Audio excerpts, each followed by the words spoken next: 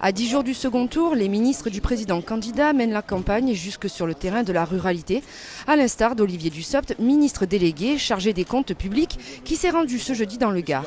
Après un passage à Nîmes sur le thème de l'économie, il s'est arrêté à Bellegarde pour échanger avec les élus du territoire. Je voulais, mais bon, que ce soit Stéphane, que je connais de très longue date, et Olivier aussi, qui sont des élus de terrain, je voulais leur faire partager cette idée de ces élus sur ces territoires qui sont souvent un peu relégués, qui ont des difficultés, qui sont parfois un peu critiques à l'égard du monde politique, mais qui savent faire et qui savent servir et qui sont reconnus comme tels.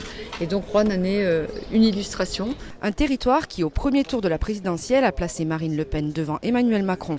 Un des enjeux du ministre, accompagné de l'eurodéputé Stéphane Séjourné, était de convaincre ceux qui ont fait le choix du Rassemblement national. Ils disent souvent qu'ils sont en colère, ils disent souvent qu'ils ont des raisons de désespérer et que ce qu'on a fait jusqu'à présent ne suffit pas à leurs yeux.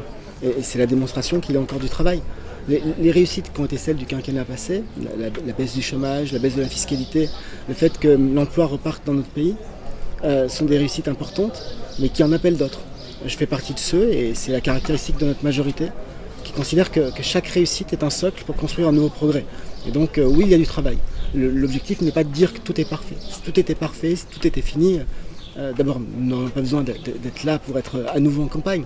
C'est un moment de vérité, c'est 15 jours, parce que je pense que c'est le moment aussi où on peut à la fois valoriser le bilan de ce qu'on a fait, ce qu'on va faire, le projet, mais c'est aussi un moment où les Français vont s'intéresser un petit peu plus aux conséquences et au programme de la candidate Le Pen. Et je prends l'exemple aussi très concret du pouvoir d'achat.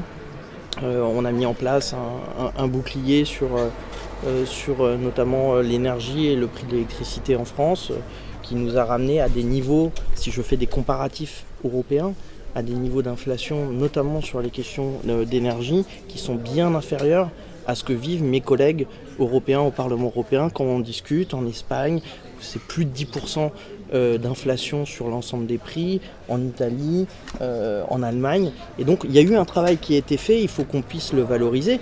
Et aujourd'hui, la réponse sur le sujet de la TVA serait d'ailleurs beaucoup moins efficace. Pour Juan Martinez, maire de Bellegarde et président de la CCBTA, le choix est fait. Il appelle à voter pour le président sortant. Je pense que ce quinquennat d'Emmanuel Macron, je pense qu'il a tenu bon partout quand même. Je le dis assez clairement, il a tenu bon crise des gilets jaunes, crise Covid, crise économique, et il est encore là aujourd'hui. Moi, je suis un sociodémocrate et un unioniste convaincu. Il est évident que vraiment mon combat, c'est le Front National, c'est l'extrême droite. Toujours et toujours, c'est l'histoire un peu de ma famille malheureusement. Donc je le dis tous les jours, ne vous trompez pas de combat.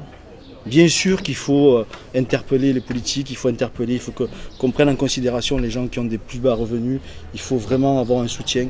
Ce même jeudi, Marine Le Pen organisait un meeting à Avignon.